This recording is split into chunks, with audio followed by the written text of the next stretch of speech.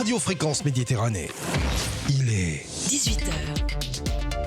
Pour tout comprendre de la finance sans se perdre dans ses méandres, écoutez l'émission Néo Finance. Néo Finance vous explique de manière simple la finance et les enjeux financiers qui vous concernent. Retraite, patrimoine, placement, avec des mots à la portée de tous. Néo Finance sur Fréquence Méditerranée. La finance pour les nuls. Enfin non, pour les néophytes. Allez, bonsoir à toutes, bonsoir à tous, il est 18h, on est en direct avec toute l'équipe, c'est vrai qu'il est tout seul, pardon, avec toute l'équipe de Néo Finance. Non, c'est celui qui l'anime comme tous les mercredis, un mercredi par mois, pardon, excuse-moi, c'est Fabien. Ça va Fabien ? Ça va Jean-Luc. Toujours content de te retrouver, toujours avec le sourire, toujours la pêche. Mais ce soir, on a du monde avec nous. On a du monde avec nous ce soir. On a fait venir un auditeur qui est en même temps animateur. Exactement. Qui est en même temps partenaire, au hasard, effectivement. Mais ce soir, il avait envie un petit peu de se mêler de l'émission. Déjà, il a raté son émission hier, mais il est venu quand même ce soir. Il est venu en version de rattrapage, comme on dit. Voilà, mon cher Philippe, ça va Philippe ? Bonsoir Jean-Luc, bonsoir Très Fabien. Content de te retrouver. Et puis on a une jolie demoiselle qui est venue nous accompagner, qui est ton assistante, mon cher. Qui s'appelle Amandine. Bonsoir Amandine. Bonsoir. Voilà, elle est timide. Elle a c'est une première. Peur. Voilà, c'est une première. Mais tu verras, la première fois, ça fait toujours peur, mais après, tout passe bien. On va bien s'amuser. Ce soir, on va aborder un thème compliqué. Oui, compliqué parce qu'il pourrait y avoir des tensions. Tensions, puis c'est très technique aussi. Donc on fera un break musical. Oui. Parce que sinon, les gens, ça va être compliqué. En tout cas, restez avec nous ce soir puisqu'on va vous parler. On va vous parler retraite et exactement le thème, c'est comment aborder la transmission sans créer de tension. Effectivement. Il y a souvent des tensions dans les transmissions. Dès qu'il y a un peu d'argent. Oui, c'est vrai. Souvent, les frères et les sœurs et les machins, tout le monde s'entend, sauf quand il y a de la transmission. C'est bizarre. Exactement. C'est bizarre. Et en plus, c'est très tabou. En tout cas, dans la génération de nos grands-parents, c'était quelque chose qu'on ne parlait pas. Et c'est pour ça que ce soir, je voulais qu'on aborde le sujet. Alors juste avant d'aborder le sujet, bien sûr, on va revenir un petit peu quand même. On rappelle que tu es le dirigeant, le créateur du cabinet IPES Finance. Patrimoine, j'arrête pas, mais je me plante à chaque fois. Donc à un moment donné, il va falloir que je l'enregistre. Moi, je ne suis pas me planter, ou je l'écrive en gros devant mes yeux. IPES Patrimoine, et on rappelle tout ce que propose le cabinet. Alors le cabinet propose, c'est de l'ingénierie patrimoniale, c'est le conseil juridique, fiscal, financier, immobilier auprès des particuliers et des dirigeants d'entreprise. On intervient donc de la création, développement, optimisation et puis la transmission ou la cession du patrimoine, qu'il soit professionnel ou privé. D'accord. Et puis il n'y a pas que le patrimoine, tu gères aussi beaucoup de choses. Il y a aussi de la gestion de société, de la création de société. Effectivement, voilà, il y a d'autres. Voilà, c'est donc vraiment l'aspect droit des affaires, droit fiscal, droit civil, conseil financier et immobilier. Et on rappelle qu'on te retrouve à quelle adresse ? Alors, au 25 avenue Verdun, à Menton, et également à Beau-Soleil, au 33 boulevard Général Leclerc. Et pour ceux qui partent en vacances à Dubaï, au cas où aussi. J'ai également une antenne à Dubaï, en effet. Fallait pas le dire. Voilà. On peut le dire. On peut le dire, bien sûr. Également, donc, je travaille avec l'étranger depuis Dubaï. Voilà, effectivement. Voilà, mon cher, on démarre de suite cette émission avec. Tu vas nous présenter un petit peu ce thème d'aujourd'hui. Oui. Donc, le thème d'aujourd'hui, on va parler de transmission. Donc là, le sujet, c'est comment aborder la transmission sans créer de tension. Parce qu'en effet, par expérience, de ce que je constate au cabinet quand les gens viennent me voir, c'est un sujet si on n'en parle pas, si moi je n'aborde pas le sujet, c'est rare qu'on vienne me poser des questions. C'est rare. Ça arrive, mais c'est rare. Ceux qui me posent la question, c'est ceux qui viennent de subir un décès de la part d'un ascendant qui est décédé et qui ont vu la catastrophe que ça a généré dans la famille et qui, pour leur propre succession à eux, veulent préparer. Des gens qui l'ont déjà vécu. Quoi. Qui l'ont vécu en tant qu'héritier et qui ne veulent pas que leurs héritiers à eux se disputent comme eux l'ont vécu. D'ailleurs, moi, je l'ai vécu directement lorsque mes grands-parents sont décédés. On avait une famille très unie du côté de ma mère et quand les grands-parents sont décédés, c'était la catastrophe. D'accord. Je ne parle plus à mes cousins depuis 4 ans. Alors moi, bizarrement, avec mes frères, on ne s'est pas... Alors ma maman est toujours là, mais mon papa est décédé et on ne s'est pas disputé. On a tout laissé à notre mère. Non, mais on a dit tu es vivante, tu gardes tout et puis on prendra ce qui reste. Alors on va en revenir tout à l'heure. Elle n'a pas tout gardé. C'est juste qu'elle a eu un droit d'usage et d'utilisation. Mais non, mais par exemple il y avait du numéraire, il y avait tout à fait, parce qu'elle a gardé le quasi usufruit des comptes bancaires. Voilà. Tout à fait. On va venir sur le droit du conjoint. On en parlera effectivement. On va y venir. Donc là, le but du jour, c'est déjà de comprendre comment fonctionne une transmission. C'est-à-dire qu'est-ce qui se passe, par quoi c'est géré, quelles sont les étapes. Et après, on va aborder en fonction de la complexité sur laquelle vous voulez que j'aille, parce que ça peut être très complexe comme sujet. Donc j'irai plus ou moins dans le détail selon ce que vous voulez que j'aborde. J'en reviens pas, tout ce qu'il y a dans cette tête. C'est vrai, t'as vu. Je suis assez c'est naturel en plus. Oui, non, mais parce que ça fait quand même plusieurs émissions qu'il fait. C'est sa 2e saison. Oui, c'est ça. Ouais. Effectivement, il a attaqué la 2e saison, il arrive en fin de 2e saison. Et on a traité énormément de sujets. Je suis toujours. Il maîtrise ses sujets. Époustouflé. Toi aussi, ma chère Amandine. Et il aime le patrimoine et les successions. Voilà, donc on va aborder tous ces sujets. On va prendre des exemples concrets à chaque fois. On va essayer. Alors, même les exemples, des fois, c'est un peu pas évident, mais on va prendre des exemples. Déjà, la transmission. Donc, toute notre vie, on prépare, on travaille, on met de côté, on achète une maison, on met de côté. Et c'est plus facile pour ceux qui n'ont rien, en fait. Exactement, c'est plus simple. Et on arrive le décès, où là, notre patrimoine, on veut le transmettre, sauf que il y a des règles qui s'appellent la dévolution successorale, qui est donc en fait le code civil, qui a été écrit à l'époque par notre ami Napoléon, tout à fait. Donc c'est lui en fait qui a instauré les grandes majorités, les grandes lignes de la succession, et qui lui, dans son principe, les héritiers qui devaient hériter et qui étaient privilégiés, c'était tout d'abord la ligne descendante, donc les descendants. Une succession, comment ça se passe ? C'est deux grands domaines. Et entre les deux, il y a une muraille de Chine. C'est vraiment bien distinct. C'est la partie civile. Et enfin, une fois que la partie civile est traitée, on part de la partie fiscale. Le problème, c'est que souvent des gens, succession, ils pensent fiscalité, impôt de succession, combien j'ai de taxé. Mais ça vient en dernier. Avant, c'est à savoir qu'est-ce que j'hérite, combien et de qui. Et c'est là toute la question que le Code civil va répondre. Donc, la plus grande difficulté en fait dans une succession, c'est pas la fiscalité. Ça arrive à la fin. C'est le coût de. C'est la quantité, la somme de ce qui va être hérité. Comment on va partager tout ça, quoi. Comment on le partage ? Alors, on va prendre des exemples. Par exemple, si on est un seul héritier, déjà. Si on est un seul héritier, comment ça se passe ? Ça, c'est la base. Alors, justement, revenons sur la règle. Quelle est la règle de succession ? En effet, la règle de succession, elle se passe en ordre et en degrés. Donc, il y a 4 ordres.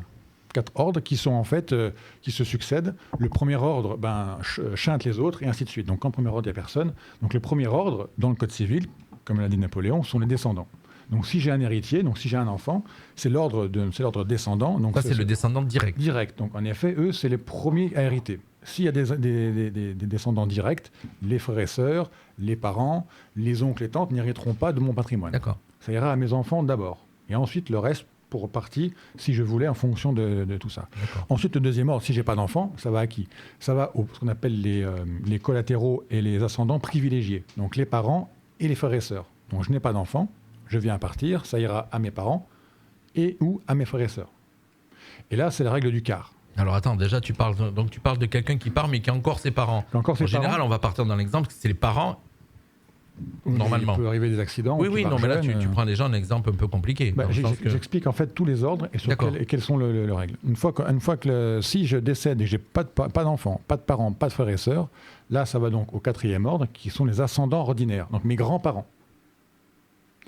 Si je décède et que je n'ai pas d'enfants, je n'ai pas de parents, je n'ai pas de frères et sœurs, je n'ai pas de grands-parents, ça va à mes collatéraux ordinaires, qui sont mes oncles, mes tantes. Voilà les ordres. D'accord. Et après, dans les ordres, il y a des degrés. Donc, dans le premier ordre, il y a les enfants, les petits-enfants, arrière-petits-enfants. Donc, dans les degrés, si j'ai des enfants, en dessous, ça n'hérite pas, et ainsi de suite. Compris ?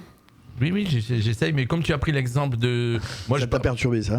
Ça m'a perturbé, parce que moi, je pars de l'exemple, voilà, moi, les parents des parents, les enfants, les petits-enfants, et puis l'oncle, les tantes, les cousins, cousines, voilà, les trucs. Moi, je pars pas du principe que moi, je décède, mais qu'il reste encore mes parents. On va prendre la logique de la vie.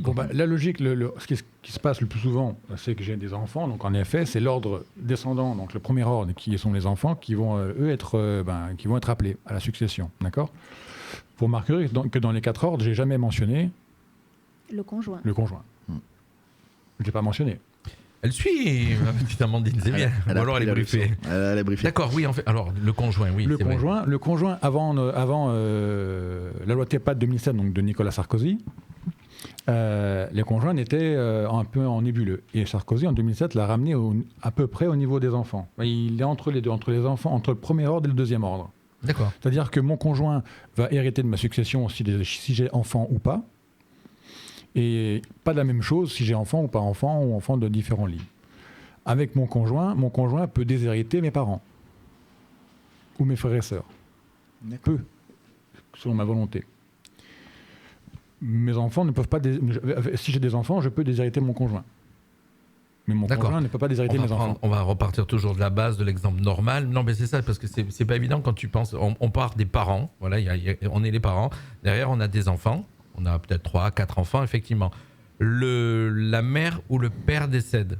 D'accord. La succession, donc la partie du père ou de la mère est censée aller aux enfants. Exact. Alors, en effet, on va prendre l'exemple simple. C'est ça, voilà, c'est pour ça que Monsieur, madame, on va prendre monsieur, madame, 3 enfants. Voilà. C'est bon, 3 enfants, c'est parfait. Belle famille. Exactement. Monsieur, madame, 3 enfants, monsieur décède. Donc maintenant, là, le décès, ça va nécessiter à ce qu'on détermine quelle est la part du patrimoine du défunt.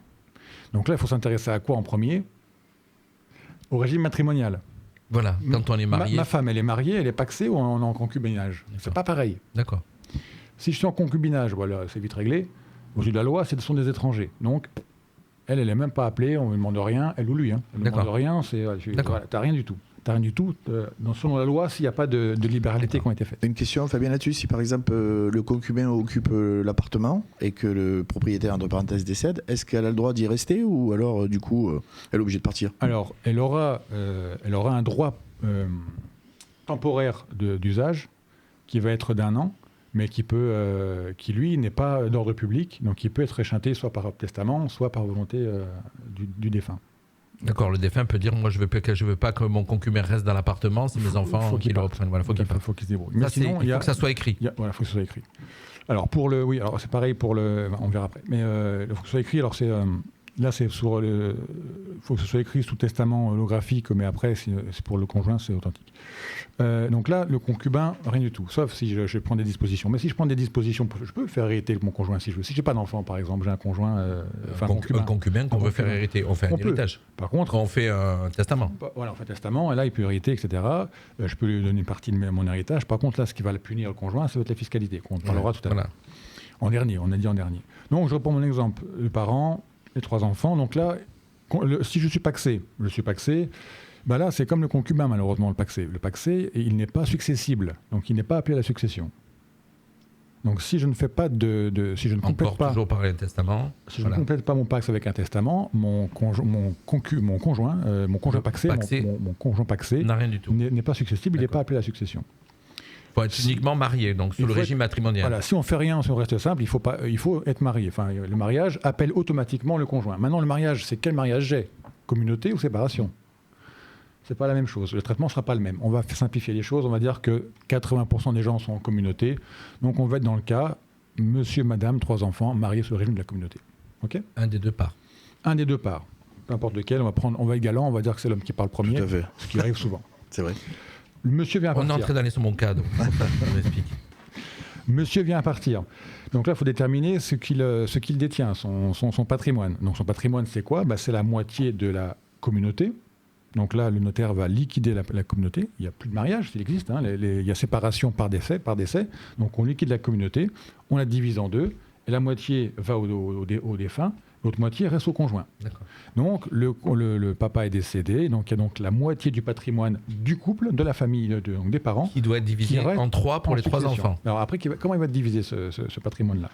Donc ce patrimoine, il va aux 3 enfants, et les 3 enfants donc, sont de premier ordre, ils héritent en premier, et les enfants ont ce qu'on appelle une réserve héréditaire. Ils sont réservataires, c'est-à-dire qu'ils ne peuvent pas hériter, hériter moins d'un certain montant, d'un certain pourcentage du patrimoine, qui dépend du nombre d'enfants au jour du décès.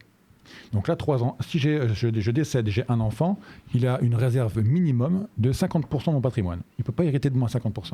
C'est 50%, c'est obligatoire. Alors, 50% de la part du père. Du père, là. Ça veut dire que la mère garde 75%. Non. Elle garde 50%. Amandine.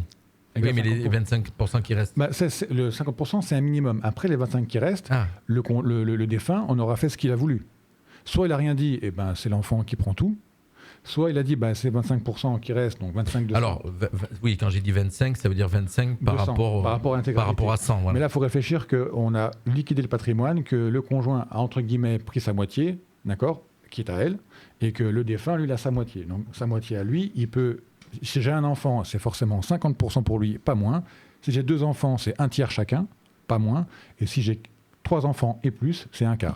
Donc, si j'ai 6 enfants, c'est 1/4 chacun. Alors, c'est pas possible. Mais en fait, c'est le 1/4 qui dit. C'est la première fois que j'entends qu'il y a 6 quarts. Donc, mon cher. En gros, si on est 6 enfants, eh ben, on se partage 3/4 de la succession minimum. Voilà, donc 3/4 divisé en 6. Moi, c'est ça, il va où ce quart qui reste? Le quart qui reste, il est à la disposition, c'est ce qu'on appelle une quotité disponible, il est à la disposition du défunt. Donc ça veut dire que de son vivant, le défunt pouvait choisir à qui va ce quart. Le donner à un des enfants, en plus à un des enfants, ou dire c'est tout pour ma conjointe. Donc ça, on vient de venir après. Là, on parle du cas où la personne, ce qui était le cas pour beaucoup de gens, n'ont rien fait de leur vivant, aucune préparation, pas de donation, pas de testament, rien. Beaucoup font, parce que pensent que la vie... Oui. Donc si ça n'a rien passé...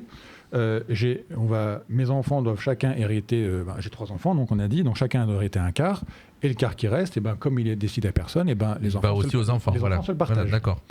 Donc là, par contre, il y a quelqu'un qui va intervenir à ce moment-là, qui est le conjoint. Le conjoint. Il va dire coucou, moi je suis là. Je suis sur cette émission, j'en reviens pas, quoi. T'as vu? Tu vois, donc le conjoint. Le conjoint arrive, coucou, moi je suis là.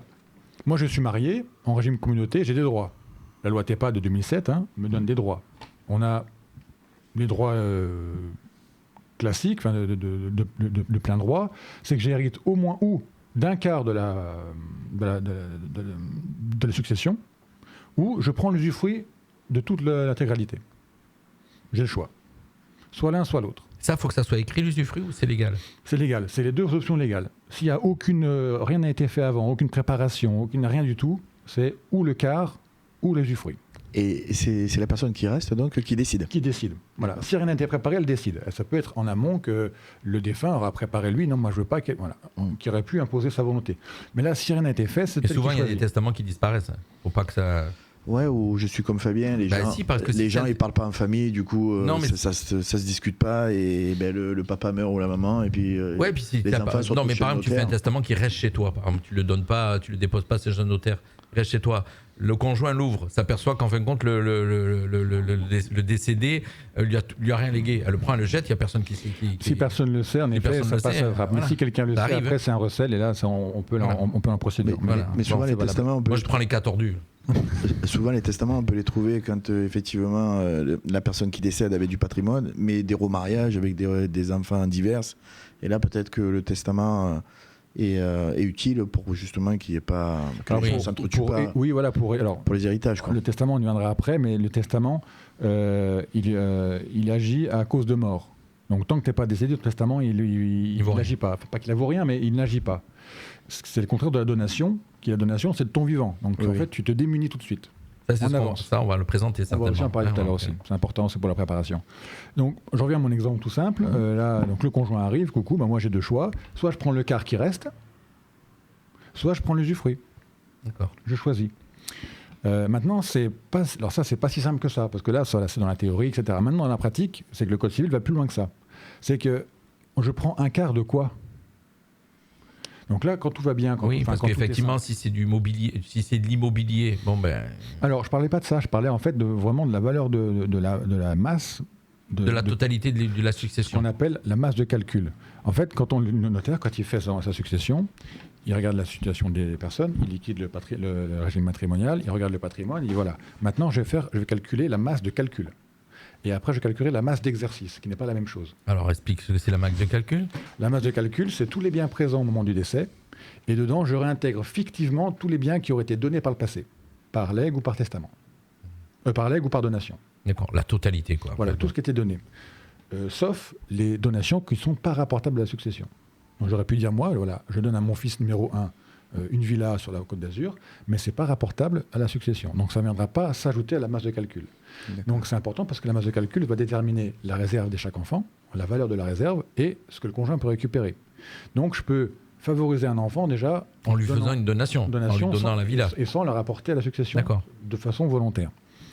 Mais oui, ça veut dire qu'en fin de compte, en donnant un bien avant le décès directement, en faisant une donation, on lèse indirectement les autres. On peut les léser. Si on ne le rapporte pas à la succession, on les lèse. Voilà, si on le rapporte, on les lèse différemment, voire même, on peut même punir celui à qui on a donné. Oui. Parce qu'il va être obligé de revendre pour donner la part. Si en effet, les 2 autres enfants sont des paniers percés et qu'il ne reste plus rien, il va être obligé de donner leur part. Exactement. Donc si moi, mon patrimoine, j'ai juste une villa et que j'ai donné à un enfant, avant, en faisant le rapport à la succession. Donc tu lui donnes 20 ans avant, 20 ans après, le bien, il a pris combien en valeur? Il a doublé, quasiment. Tu arrives à la succession, tu n'as plus rien dans ton patrimoine en tant que défunt, tu as été locataire, tu avais verrouillé tous les comptes, ce qui fait que lui va devoir partager le bien en trois, pour un tiers pour lui et pour ses autres. Et s'il n'a pas de sous, il est embêté, il est obligé de vendre. Et ben, s'il n'a pas de sous, soit il fait un prêt, soit il vend. Voilà. Donc ça peut être une donation, peut être en fonction de comment un cadeau empoisonné. Comment on rédige la donation et comment la stratégie qu'on aura patrimoniale derrière, ça peut être un cadeau comme un poison. Mais ça, après, c'est la subtilité à faire en fonction de... Et c'est pour ça qu'au cabinet, avant de conseiller sur la méthode de donation ou de transmission, je leur demande déjà qu'est-ce que vous préférez. Vous préférez votre conjoint ou vos enfants? Et oui. Ça, quand tu es en tête-à-tête avec eux, carrément, tu leur demandes. Mais ça, il faut être en tête-à-tête avec eux. Bah oui. Alors, en fait, la transmission, c'est un moment où on est vraiment dans la vérité. Là, on se dévoile. Quoi. On est nous-mêmes. C'est authentique. Il faut voir derrière les masques de tous les jours. Voilà, là, tu es obligé de prendre une décision. Exactement. Donc, est-ce que vous voulez punir quelqu'un ou pas? Très souvent, les gens me disent je veux que tout le monde soit d'accord, que personne ne s'entende. Souvent, mais il peut y avoir des cas. Voilà. Donc, on revient encore à tout à l'heure. Mon conjoint, il choisit soit le quart, soit l'usufruit. Donc le quart de quoi? L'usufruit de quoi? L'usufruit en fait de tous les biens que possédait le défunt. Donc c'est simple, je vais partager mon donc là, on revient à mon exemple, les deux parents, mari et communauté, 3 enfants, monsieur décède, le conjoint arrive, moi je prends l'usufruit. Ça veut dire qu'on partage les biens en 3, ça appartient aux enfants, mais c'est le conjoint qui en bénéficie, qui l'utilise et qui récupère les fruits. Donc les enfants, ils ont juste le droit d'attendre. Donc maman, tu meurs quand? Voilà la question qui se pose. Bien sûr. Le plus tard possible. On va dire que non, mais malheureusement, ça existe. Oui, d'accord. Donc, c'est là qu'on arrive au moment où on a les nus propriétaires et les usufruitiers. Et c'est là ce qu'on appelle le démembrement de propriété. D'accord. On a démembré la propriété du défunt en nue propriété pour les enfants, divisé en 3 dans mon exemple, et la maman a gardé l'usufruit. Donc, c'est elle qui va utiliser les biens, qui va percevoir les revenus s'il y a des revenus locatifs. Mais en fin de compte, la totalité du bien appartient aux enfants. Mais d'un point de vue propriétaire, la propriété... La nue propriété, donc nue, il n'y a que la propriété, appartient aux enfants. Donc si la maman dit moi je n'arrive pas à entretenir tout ça, il faut faire le ménage, il n'y arrive pas, il faut vendre. Il faut demander aux 3 enfants. Il faut que tout le monde soit d'accord. Donc là ça commence à être problématique.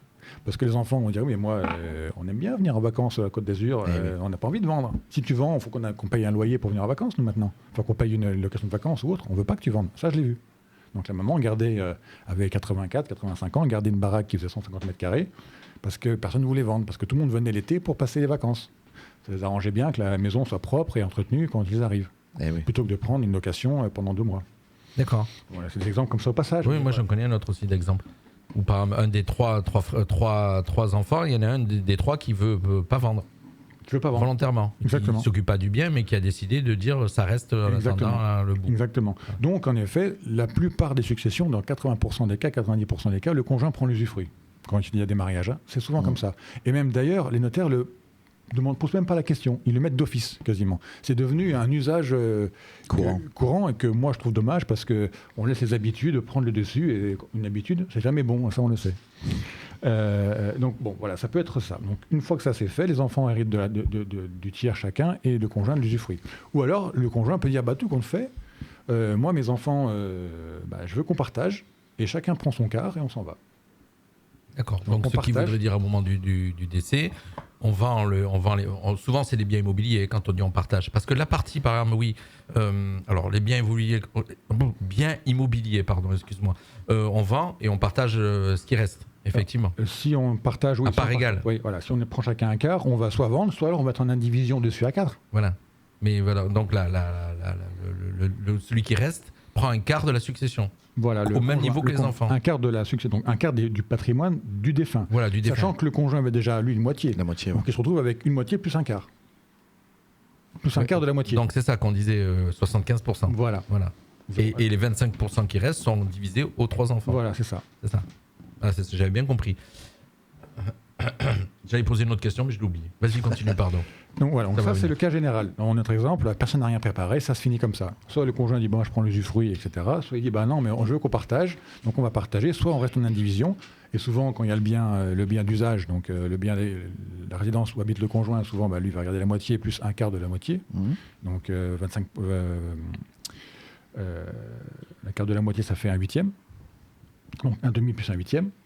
Donc ça fait 5 huitièmes pour le conjoint et le reste pour les enfants.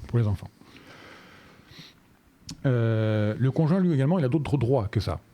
Il a le droit donc d'usage temporaire du bien, le droit viager du bien. Il a aussi le droit, en fait, à une pension alimentaire s'il a. Alors, droit viager du bien, ça veut dire que le conjoint qui est en l'usufruit peut mettre le bien en vente en viager ? Non, pas du tout. Le droit viager du bien, ça veut dire que si on décide de partager en 4 comme ça, d'accord ? On partage en 4, on ne fait pas l'usufruit, admettons. L'usufruit, c'est pas la peine, mais on ne fait pas l'usufruit. On partage en 4, sauf que la maison, il y aura la moitié à moi, j'aurai un quart, et mes autres enfants auront le reste. Donc je ne suis plus vraiment chez moi. Donc si je reste, il faut que je paye un loyer à mes enfants. D'accord. Pour sur le 25% qui reste, qui n'est pas à moi. C'est ça, voilà. Il faut que je paye un loyer à mes enfants. Donc ça, c'est pas cohérent. Donc le conjoint a le droit temporaire du bien. Donc le droit temporaire, c'est ce qu'a droit le pacsé et le marié. Donc c'est 1 an. Ou le concubin, c'est 1 an. Pendant 1 an, je peux jouir du bien. Gratuitement, sans rien payer à personne. Au bout d'1 an, il faut que je demande à transformer ce droit temporaire en droit viager. On dit voilà, moi je veux maintenant rester à vie dans ce bien-là, même si mes enfants sont propriétaires ou sont en indivision avec moi. Ça, c'est le droit du conjoint. Le droit temporaire d'usufruit, le droit temporaire de viager, il est d'ordre public, comme je l'ai dit tout à l'heure, donc on ne peut pas l'enlever au conjoint. Même le défunt ne peut pas dire faut que le conjoint marié a le droit de rester 1 an minimum dans le bien. Par contre, le droit viager, lui, il n'est pas d'ordre public. Donc le défunt, il aurait pu aller voir chez le notaire, faire un testament chez le notaire authentique et dire moi, au bout d'1 an, mon conjoint, il dégage. D'accord. Alors, si je comprends bien, je résume. Le conjoint décède, marié, il reste tant qu'il veut dans l'appartement, dans la maison ou quoi que ce soit. Pendant 1 an. Alors, après les 1 an, après 1 an, il fait la demande pour rester toute sa vie. Voilà. Et s'il n'y a pas eu S'il ne fait pas de demande, par exemple, qu'il demande à personne et qu'il reste quand même. Alors, le notaire, déjà, la succession pensera à lui faire la demande. C'est rare que... Mais sinon, il est censé, s'il ne fait pas la demande et qu'il passe à travers, il faut qu'il parte. Ce qui arrive jamais. En ayant l'usufruit. Alors, non, je te parle, sans l'usufruit, c'est différent. Le droit viager, il a moins d'importance. D'accord ? Mais c'est quand tu partages tes biens. Donc tu prends ton quart. Ok ? D'accord. Donc ça, c'est ça. Pas évident à comprendre. J'espère qu'on n'a pas perdu nos auditeurs, qu'on les a toujours. C'est très technique. Dans un petit moment, tu me dis on va faire un break musical quand tu sens que c'est le moment. C'est toi qui me dis, tu rythmes. On fait un petit break musical ? Moi, je peux continuer jusqu'à demain. Oui, je sais, c'est pour ça, parce qu'on va aborder après. Il y a encore, si j'ai bien compris, on était sur la partie des fondements de la succession. Exactement. Voilà. Après, on va aborder la limite légale de liberté de transmission. Exactement. C'est ça qui arrive là, justement. Donc, on va faire un petit break musical. Allez, go. Juste le temps de discuter hors antenne. Et on se retrouve dans quelques instants. On fait un break avec les artistes locaux, comme à l'habitude, qu'on reçoit sur notre radio. L'artiste découverte du jour. C'est tout de suite sur Fréquence Méditerranée. Et c'est Tony Amantini.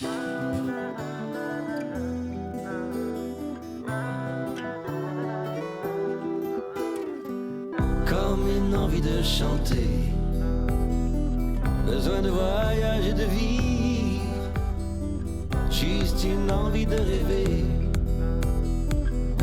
de me sentir libre, croire en un meilleur lendemain, un ciel qui s'éclaircit, juste une envie d'être bien, voir à ma nouvelle vie. Je serai acteur pour oublier ce que je suis, chanteur pour dire tout haut ce que je vis, danseur pour vibrer sur mes folies, magicien pour réinventer mes nuits. Oh, oh,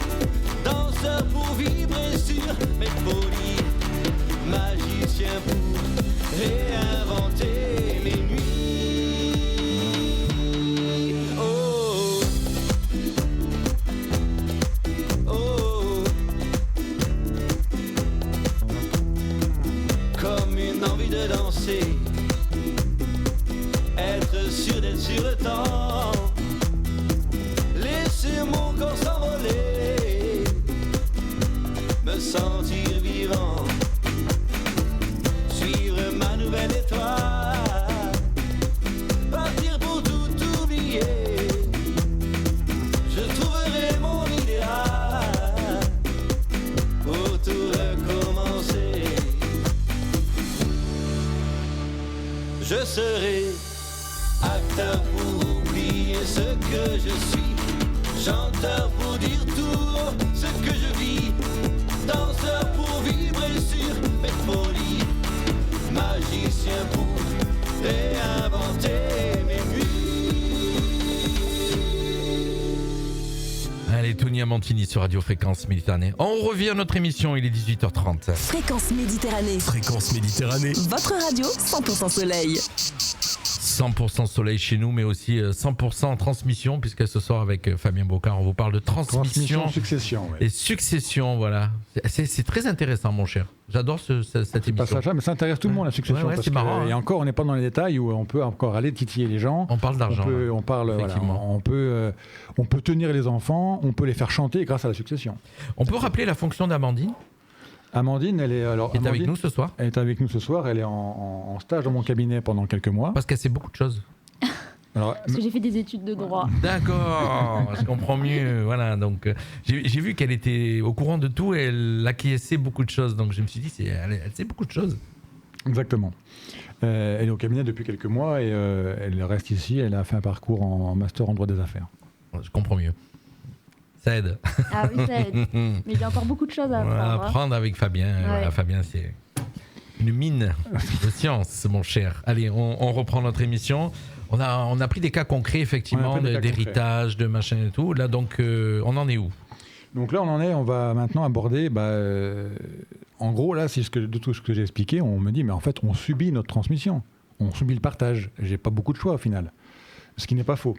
C'est-à-dire que je dois au moins donner un quart à chacun de mes enfants. On est 3, donc chacun doit avoir un quart. Donc il reste qu'un quart. Donc si moi, mon conjoint, je veux lui donner la moitié, je fais comment ? Ou si je veux tout lui laisser, je fais comment ? Donc c'est que là, les limites, on approche aux limites. Donc il y a des solutions à tout ça. Ça veut dire que le décédé a fait un testament où il laisse la totalité à son conjoint. Et rien aux enfants. Alors c'est un peu plus compliqué que ça, mais il ne peut pas le faire, sauf dans un cas particulier, où en effet, donc c'est pour ça que je parle des limites, c'est-à-dire que le code civil tel qu'il est là, c'est comme ça. Maintenant, si on veut déroger à tout ça, il faut qu'on prenne ces dispositions bien avant. D'accord. C'est-à-dire qu'on peut déshériter ses enfants, la question. Alors, pas en totalité, non, je crois. On ne peut pas, sur le papier, déshériter ses enfants. Maintenant, ils doivent hériter d'un quart, mais un quart de quoi ? Et s'il n'y a plus rien, ils héritent d'un quart de rien. Alors s'il n'y a plus rien, en effet, la solution la plus simple, c'est de tout consommer, c'est de tout bouffer. Donc quand il y a zéro, un quart de zéro, ça restera toujours zéro. Mais sinon, je peux les faire hériter de quelque chose, mais où ils n'ont aucun pouvoir, aucune gestion, ils ne peuvent rien faire avec. Par exemple, j'ai une société civile. Ils héritent de société civile, sauf que le gérant et celui qui a tout le pouvoir dans la société civile, c'est ma maîtresse. Voilà. Ils vont hériter, ils ont leur part. Je suis dans la loi, mais ils vont faire quoi ? Mais ils ne peuvent pas la gérer. Ils ne peuvent rien faire. Parce que c'est la maîtresse qui, elle, même si elle a quelques actions, avec une bonne rédaction de statut, c'est elle qui contrôle tout. Et tu prendre l'exemple de la maîtresse, pas mal. Et si elle décide de vendre, elle sera obligée de demander aux associés, malgré tout. Ça dépend comment sont rédigés. Comment sont rédigés les statuts. Alors, on va prendre l'exemple, pas de la maîtresse, mais de l'épouse. Ou de l'épouse, par exemple. Voilà, l'épouse qui est une SCI, elle gère la SCI, et si elle décide de vendre, ça dépend comment c'est géré les statuts. Voilà, elle peut vendre sans demander à personne. Et c'est là qu'on vient contrer cette fameuse nue propriété usufruit que tout à l'heure j'expliquais, où justement le conjoint ne peut pas vendre parce qu'il faut demander l'autorisation à tout le monde. Là, si en effet on avait mis ce même patrimoine société civile avec une rédaction adaptée, là le conjoint il garde le contrôle. Les enfants ne sont pas déshérités, mais ils gardent le contrôle. D'accord. C'est une manière aussi de privilégier le conjoint sans trop léser les enfants. Les enfants, ils récupèrent tout. Quand madame sera partie. Voilà, mais c'est exactement la même chose que quand on a l'usufruit, pratiquement. Oui, sauf que tu n'as pas le même pouvoir. L'usufruit, tu ne peux pas faire ce que tu veux avec ton bien. pas le vendre. Ah, d'accord. Tu peux l'user, prendre les fruits, mais tu peux pas en disposer comme tu veux. Que sur une SCI, tu peux le vendre. Comme tu as le contrôle de la société et que le bien appartient pas à toi, il appartient à la société. Et que tu gères la société. Donc c'est la société qui va vendre, pas toi. Donc c'est toi qui décides de la société de ce qu'elle fait, c'est toi qui... D'accord. La société vend les biens, elle récupère l'argent. Ouais. Donc la personne. Donc là, non, l'argent reste à la société civile. Après, ça dépend comment tu distribues les recettes de la société. Et là, ça dépend de comment tu rédiges tes statuts. Et c'est là qu'en effet, il est nécessaire dans ce moment-là de bien interroger les clients pour comprendre qu'est-ce qu'ils veulent et comment on va gérer tout ça. Donc, parce qu'avec une bonne rédaction de statut, on peut rendre les parents immortels. Alors explique. Dans la gestion de... Non mais qu'on comprenne, parce que moi, c'est toi dans ta tête, c'est transparent, mais en fait, pour l'auditeur, moi je suis l'auditeur lambda, je veux tout comprendre. Une société civile, on avait parlé sur une émission il y a quelques temps, sa grande force, c'est pas le fait de la fiscalité, c'est pas fait pour faire joli. Sa grande force, c'est les statuts. Sauf que 99% des sociétés civiles, c'est des copier-coller les statuts. Hein.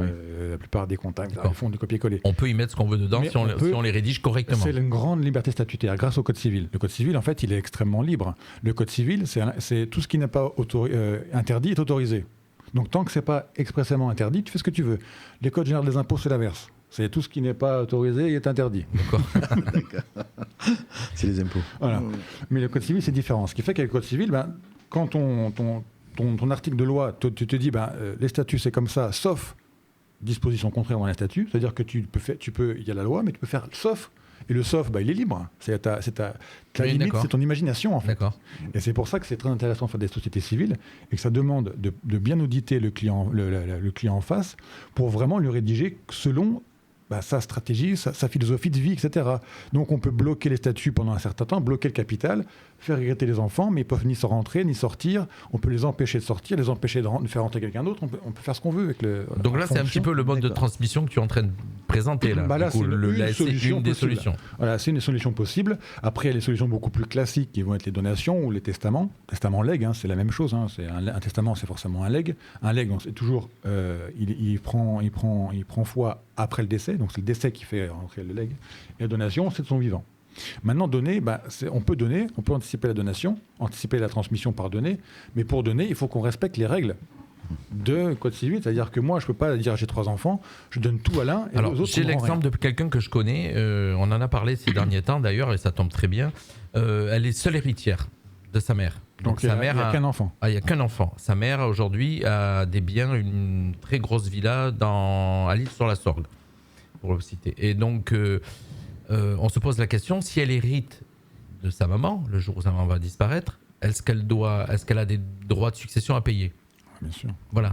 Là, c'est une maison, une maison qui vaut à peu près dans les 500 000 euros. Bien sûr. Donc mais alors ça, c'est la partie fiscale. Je vais t'expliquer pourquoi je vais là-dessus. Donc elle aura des droits de succession. Si elle ne peut pas les payer, oui. Elle vend. Elle est obligée de vendre. Soit elle fait un crédit, soit elle va régler son tiroir, soit il faut liquider le bien. Soit il faut liquider le bien. Par contre, la donation, ce que tu vas venir, ça peut éviter les droits de succession ? Alors ça peut éviter, on peut limiter les droits de succession en les anticipant plus tôt. Plus on paye tôt, en fait la fiscalité, il faut se dire que plus je paye tôt, mieux c'est. Si j'attends pour payer, je paierai toujours plus. Au dernier moment, ouais, d'accord. La fiscalité, ça fait que croître. Regarde, on a bien l'exemple, nous, chaque année, donc, si on avait payé l'impôt il y a 10 ans, l'impôt d'aujourd'hui, c'est pas le même. Donc limite, on se dit, il vaut mieux payer 10 ans en arrière qu'aujourd'hui. Et il vaut mieux payer maintenant que dans 20 ans. Donc la donation permet d'anticiper, en effet, les droits de mutation, donc les droits de succession, enfin les droits de donation et les droits de mutation. D'accord. Les droits de succession, c'est la même chose. Ça s'appelle droit de mutation à titre gratuit, en termes juridiques. Donc on les anticipe. Et ce que la plupart des personnes font, notaires, etc., et dans le droit commun, etc., dans l'inconscient commun, c'est la donation en démembrement. Donc moi, je vais donner la nue propriété de mon bien à ma fille, en effet, et je garde l'usufruit. D'accord. La nue propriété aura une valeur fiscale qui est réduite par la valeur de l'usufruit. Donc je transmets un bien qui vaut 500 000 réellement, mais avec le démembrement, en fonction de mon âge, peut-être que la valeur fiscale de ce bien donné, c'est pas 500, c'est 300. D'accord. Donc j'aurais gratté 200 000 euros d'assiette. Et qui paye les droits de succession qui commencent en fin de compte au moment où tu fais la donation ? Alors la donation, techniquement, d'après le Code civil, c'est le donataire, donc celui qui reçoit, qui paye la donation. Mais il est toléré autant juridiquement que fiscalement que le donateur qui paye, et ce n'est pas un avantage, ce n'est pas une donation déguisée ni quoi que ce soit. D'accord. Donc ça, c'est toléré.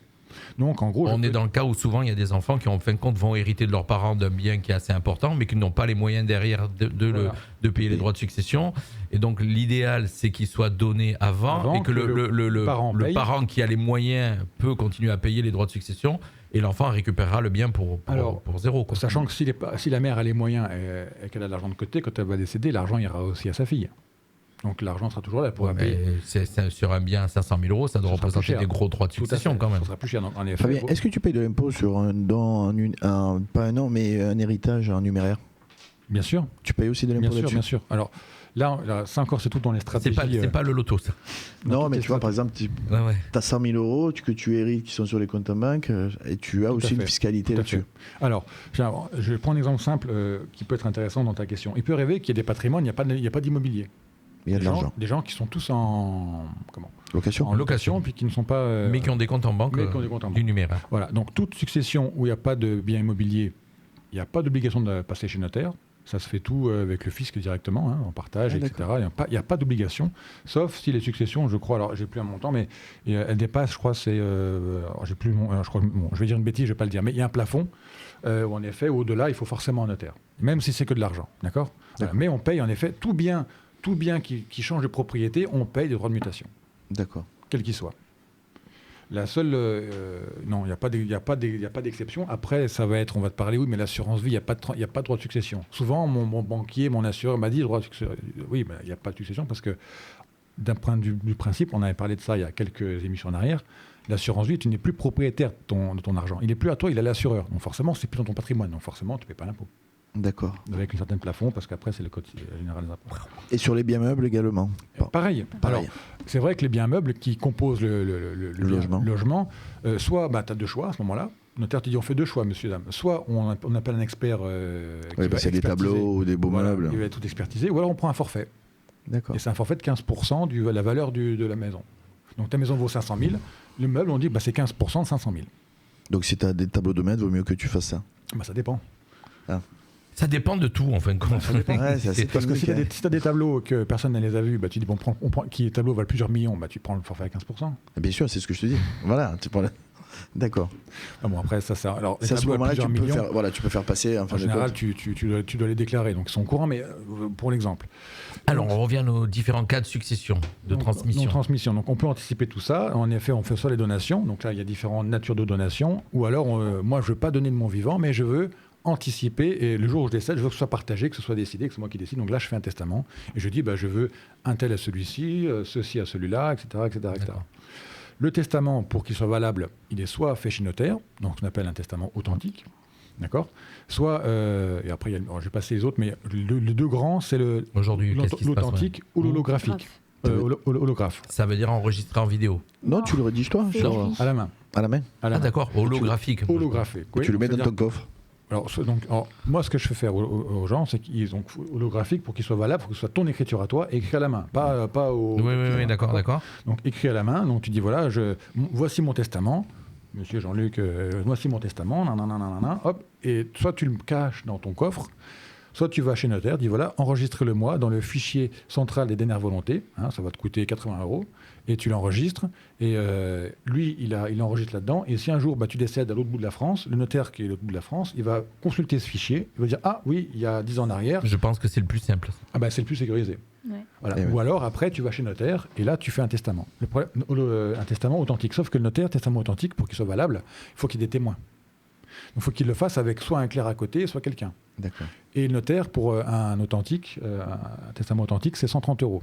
C'est pas non plus excessif. C'est pas trop cher. Mais quel notaire va prendre 2 heures pour te faire un... Oui, c'est clair. Vu comme ça.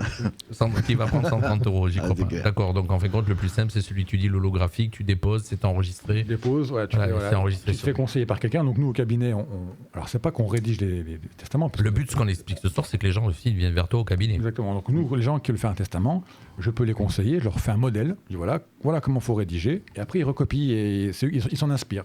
Voilà, parce que je ne peux pas rédiger leur place. Non, tu peux pas. Et après, ils vont le déposer au fichier central des dernières volontés. D'accord. Voilà. Ça, tu vois, je l'apprends. Et puis à la fin, il y a écrit je lègue tout à Fabien Bocard. Et puis... Voilà, c'est ça.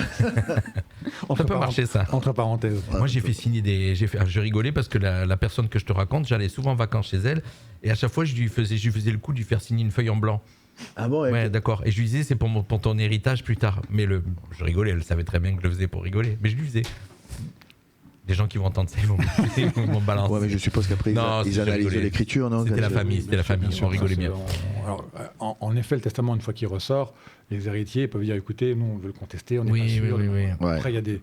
Je ne rentre pas dans le détail parce que l'émission dure des heures, mais après, rien que pour le testament, on pourrait faire une émission complète, voire même 3. Alors, le meilleur conseil, toi, que tu donnes aujourd'hui sur une transmission, là, tu donnes quelques exemples. Tu en as donné 2 là pour l'instant. Je crois que tu as parlé de la SCI. Non, pas de la SCI. Ah oui, pour l'anticiper. Donc, en effet, l'anticipation, voilà. Il y a les testaments, il y a également les sociétés civiles ou commerciales.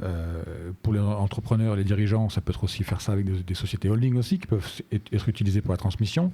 Après, tu peux avoir tout ce qui est investissement dans l'assurance vie. L'assurance vie peut être un outil de transmission avec une certaine limite. Pour les très très gros patrimoines financiers, je parle, l'assurance vie atteint vite sa limite parce qu'on est limité en termes d'exonération de transmission. C'est 152 500 € par bénéficiaire avant 70 ans. Donc j'ai 3 enfants, je peux transmettre en franchise de succession 450 000 €. Voilà.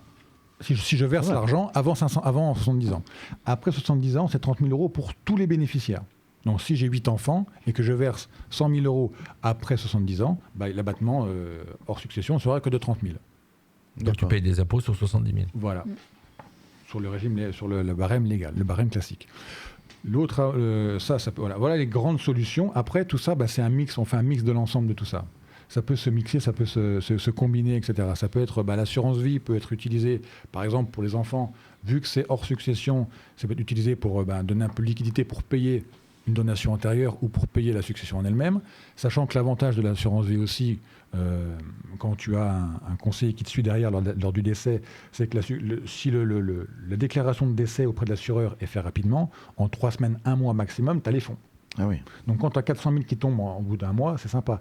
Sachant qu'une succession, il faut au moins 6 à 8 mois minimum pour qu'elle soit traitée. D'accord. Donc en gros, tu peux avoir ton argent d'assurance vie avant ton héritage. Donc, ce qui peut dire que ça peut t'aider à financer si des fois, ça peut être des stratégies comme ça utilisées. Ou alors après les donations, les transmissions, et il y a tout ce qui est donc, aussi une chose qu'on fait souvent au cabinet et qui est souvent décriée, mais j'ai plein d'études là-dessus comme quoi les stratégies sont bonnes, mais c'est les donations manuelles. Une donation manuelle, c'est quand je donne quelque chose de la main à la main. Ça peut être de l'argent, ça peut être une voiture, ça peut être un tableau, ça peut être des parts de société. Mais tu as encadré numérairement, non? De l'argent, tu peux pas donner plus qu'une certaine somme, non? Alors, tu peux donner tout ce que tu veux. Ah, tu peux donner tout ce que tu veux. La limite, c'est fiscal. D'accord, oui. En fait, la limite n'est que fiscale. Tu payes des impôts sur ce que tu déclares, en fait, quand ce qui t'a été donné. Exactement. Juridiquement, tu transmets ce que tu as envie. Il n'y a pas de limite de transmission. Sauf que tu peux te démunir complètement. Mais après, c'est la fiscalité qui fait le plafond. Alors, te démunir complètement, bien sûr, c'est pas... Bon. Alors, c'est un taux à combien? Par exemple, tu reçois, tes parents te font un legs de 1 million €. Alors, en numéraire, ils font... Parlons fiscalité, parce qu'on aime bien en parler. On a parlé du civil, rappelez-vous. On a fait tout ça. Maintenant, grâce au civil, on sait de ce que j'hérite et de combien. Une fois que ça c'est fait, le fisc arrive. Coucou, c'est moi. Maintenant, le fisc, lui... Lui, il est toujours là, je te rassure. Lui, il est derrière, il est caché. Ça s'appelle un vautour. C'est clair. En France, en droit français, ce sont les héritiers qui payent l'impôt. Donc, le fisc va arriver et dire, écoutez, monsieur l'héritier, donc j'ai su que quelqu'un est décédé, vous avez hérité, donc il va savoir, vous avez hérité de combien et de qui. Ça, c'est le notaire qui déclare au fisc. Bien sûr. C'est ça. Alors, oui, le formulaire de déclaration, c'est pas forcément le notaire le fait en général, mais l'avocat peut le faire. Toi, tu peux le faire. Tu peux déclarer ta succession auprès du fisc. C'est pas forcément notaire. Le notaire le fait parce que c'est dans sa mission. Ça fait partie de sa mission, mais toi, tu peux le faire aussi. Les petites successions, il n'y a pas de notaire, tu fais toi-même ta déclaration. Tu récupères l'argent, par exemple, on vient de dire, d'un compte de parents, et dans ta déclaration d'impôt, tu marques... Alors, c'est notre formulaire. C'est notre formulaire, il y a un formulaire. C'est un formulaire spécifique pour déclarer ce que tu as reçu en succession. Voilà. En héritage, pardon. Donc le fisc arrive et donc il va taxer l'héritier. Donc là, il va regarder de qui ça provient. Donc quelle est la branche qui reçoit l'argent. Donc les parents, les grands-parents, etc. Et ensuite, il y aura le taux. Alors, le taux, il est progressif, il est comme avec des barèmes sur l'impôt sur le revenu. Donc on part de 0, 5, 10,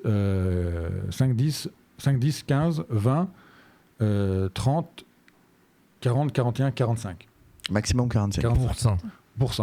40% du patrimoine, de ta part d'héritage que tu reçois. D'accord ? 45%, c'est atteint à partir d'1,8 million. C'est pas énorme.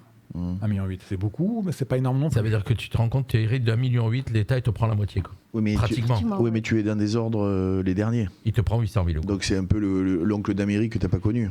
Bah, ça dépend. C'est un peu ce cadre-là. Si tu as une belle société qui est bien potelée, que tu as bien travaillé pendant 40 ans, qui fait 3-4 millions de chiffre d'affaires et qui valorise 2-3 millions. Bon, après, tu étais censé rien avoir. Donc, oui, c'est vrai. Je veux dire, en fait, Au final, tu dois te débrouiller. Tu as quelqu'un, moi, demain, mon téléphone, il te tombe. Il y avait 1,8 million, mais on vous en laisse 1 million. Je vais pas pleurer. C'est clair. Bon, sachant que c'est pas 45 parce que c'est un barème progressif. Oui. Voilà. Donc ça c'est le barème. Ensuite, on va regarder de qui ça vient pour appliquer l'abattement fiscal. Donc, en effet, de parents à enfants, donc en ligne directe, premier ordre, on est à 100 000. À direct, 100 000. 100 000 d'abattement. Mais 100 000 d'abattement, ça va vite. D'accord ? Oui, s'il y a du patrimoine. Voilà. Entre conjoints, on peut faire des donations entre conjoints. L'abattement, c'est 80 000 €. D'accord ? Cet abattement, il est recouvré et tu le retrouves tous les 15 ans. Ça a baissé, non ? C'est tous les 15 ans. Ça a baissé la limite d'abattement parce qu'il me semblait que j'avais regardé, moi, à l'époque du décès de mon père, c'était 150 000 € par enfant. Oui, ça a baissé. C'est Sarkozy, d'ailleurs. Non, c'est Hollande. Le plafond a baissé. Le plafond a baissé en 2000. C'est Hollande qui l'a fait en 2000. Qui l'a baissé, mais la 150 000, c'est pas Sarkozy qui l'avait. Oui, c'est Sarkozy qui l'avait mis. Voilà. Et Hollande l'a remis à 100 000. Et Sarkozy avait à 150 000 € sur 10 ans. C'est ça. Et Hollande a fait 100 000 sur 15. Ouais. Donc pour retrouver tes 100 000 €, il faut attendre 15 ans. Tous les 15 ans, donc tu peux donner 100 000 €. Voilà, ce qui est que dalle. Ouais, ce qui est D'accord. pas... Donc la limite, elle est bien fiscale. Donc c'est pour ça qu'après, on va jouer sur. Après, encore une fois, ce qu'on taxe, c'est la valeur du patrimoine qui est transmis. Donc c'est ça qu'il faut un conseiller. Donc c'est pour ça qu'il faut. On va après, en termes de fiscalité, pour optimiser la succession, on va aller jouer sur l'assiette qu'on transmet. Je reprends l'exemple de ma société civile tout à l'heure. Là, je vous donne une technique propre au cabinet. Hein. Et on est encore bon dans le timing. Mais n'en donne pas trop quand même. Le but, c'est qu'on vienne chez toi. Juste pour comprendre. Reprends mon exemple tout à l'heure de ma société civile. Rappelez-vous, ma société civile, où j'héritais, mes enfants héritaient quasiment tout. Mais mon conjoint gardait une part et contrôlait tout. C'est ça. Contrôlait les finances, il contrôlait tout. Qu'est-ce qu'elle vaut, cette part j'aurais dit, si on valorise la société, on va regarder qu'est-ce que cette part donne comme pouvoir à l'associé. Mes enfants, ils sont associés aussi, mais ils n'ont aucun pouvoir, ils ne peuvent rien faire. Qu'est-ce que ça vaut, ces parts-là ? S'il fallait les vendre, personne n'en veut. Donc ça vaut que dalle. Donc ma société civile qui vaut 5 millions, ma conjointe qui a une part, on va la valoriser en fonction des pouvoirs qu'elle donne. Donc la part, elle vaudra bien plus cher que le reste des autres parts. Donc ce qui fait que peut-être que je vais valoriser 99% du patrimoine de la société avec 1 million, alors que c'est le reste qui est tout en tenue. Donc je vais donner 1 million qui en fait réellement ça en vaut 99% de 5 millions, ça en vaut 5 millions. Donc on a joué sur la valorisation des parts pour limiter l'impôt. D'accord. Donc l'impôt se fera sur 1 million. Voilà. Au lieu de là, dans ma donation. D'accord. Et après, je compense. Ouais, ça, c'est le cas le plus compliqué. Ça, c'est un peu. Voilà. Et après, on peut aussi utiliser. Après, il y a des dispositifs pour les entrepreneurs également, pour ce qui s'appelle le pacte du travail, qui, en effet, s'il y a des entrepreneurs qui nous écoutent et s'ils n'ont jamais entendu parler de ce dispositif, c'est une faute de la part de leur conseil, parce que c'est un dispositif qui est extrêmement intéressant, important. C'est qu'en fait, quand je transmets ma entreprise à mes enfants ou autres, j'ai un abattement de 75% de la valeur. Donc je transmets une société qui vaut 1 million, elle est taxée que sur 250 000. Voilà, ça dépend. Voilà. Donc ça, c'est très intéressant. Et il faut le faire. Et il faut y penser, même si on ne pense pas forcément à donner, mais il faut y penser, il faut y réfléchir.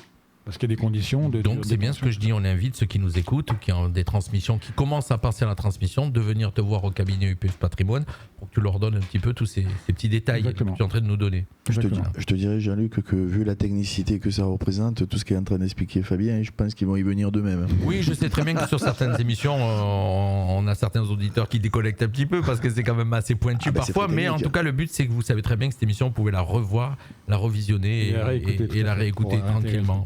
Au travers de ça, il existe énormément de dispositifs pour que les gens puissent faire des transmissions tout en s'exonérant d'impôts et tout en gardant un petit peu le monopole de ce qu'ils possèdent. De garder un peu de pouvoir, exactement. Ouais. Donc c'est vrai que là, pour résumer tout ça, la transmission, il faut y penser, il faut l'anticiper pour ne pas se retrouver à dépourvu, parce que c'est justement quand on prépare rien que là vont commencer à naître les tensions, justement. Et pour répondre à la question comment aborder la transmission sans créer de tension, c'est-à-dire qu'il faut venir nous voir. Parce que justement, on va prendre le temps que tu as un peu résumé là, parce que tu en en as parlé pendant 1 heure, tu as résumé un petit peu, tu n'avais pas été vraiment dans le détail du détail parce que c'est plus long. Et puis surtout, c'est pas ça, c'est surtout c'est cas par cas. Exactement. Effectivement. Il y a le cas général et après, là ça c'est le cas général. Maintenant, notre rôle, c'est d'adapter la loi au cas à la personne à qui on est en face de nous. Donc vraiment de faire du sur-mesure pour que justement, même s'il y a des réserves à respecter, etc., comment peut-on limiter la réserve ? Parce qu'on peut aussi froisser la réserve. On peut aussi aller enquiquiner l'enfant réservataire. Admettons qu'on n'a qu'un enfant, on s'entend plus avec lui et que moi je préfère faire hériter mon conjoint que mon enfant. On peut aller des stratégies pour aller froisser la réserve. C'est-à-dire essayer de la contenir ou qu'au final, la réserve elle n'est pas si intéressante que ça pour l'enfant. D'accord. Ça dépend de cas par cas. Ouais, d'accord, et ça dépend. Et en fait, la transmission, la succession, c'est une des facettes de mon métier qui demande énormément de psychologie et d'écoute active auprès des clients et de bienveillance Oui, de comprendre la psychologie du client qui tu as en face de toi et de ce qu'il veut faire et de comment il réagit. Parce que des fois, tu peux avoir une réaction aussi à un moment T, peut-être froissé avec tes enfants, quoi que ce soit, et puis peut-être 6 mois, 1 an après, 2 ans après, tout revient dans la normale et hop, changer de... Et puis après, tu peux avoir aussi des parents qui ont travaillé toute une vie de labeur et que les enfants, ils pourraient se poser la question que d'hériter rapidement ou de récupérer la totalité n'aurait peut-être pas le même goût à l'effort.